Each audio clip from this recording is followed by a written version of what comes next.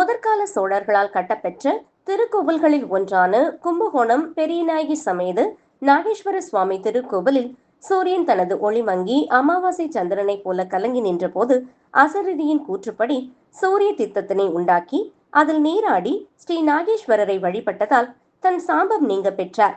அது முதல் ஆண்டுதோறும் தமிழ் மாதம் சித்திரை 11, 12, 13 ஆகிய 3 நாட்கள் சூரியன் தன் ஒளி கதிர்களை இறைவன் மீது படர செய்து பூஜிக்கும் காட்சியே சூரிய பூஜையாகும். சூரியனுக்கு இறைவன் ஒளி கொடுத்ததால் கும்பகோணம் நகருக்கு பாஸ்கர கஷேத்திரம் என்ற பெருமையும் உண்டு. இத்தகைய சிறப்பு பெற்ற இந்த தலத்தில் விசுவாவசு ஆண்டு தமிழ் சித்திரை மாதம் 11ஆம் நாளான இன்று காலை சூரிய உதயத்தின் போது சூரிய பூஜை வெகு சிறப்பாக நடைபெற்றது.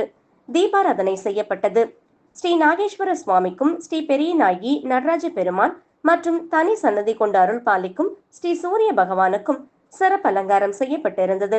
இந்நிகழ்ச்சியில் ஏராளமானோர் பக்தர்கள் கலந்து கொண்டு சுவாமி தரிசனம் செய்தனர்.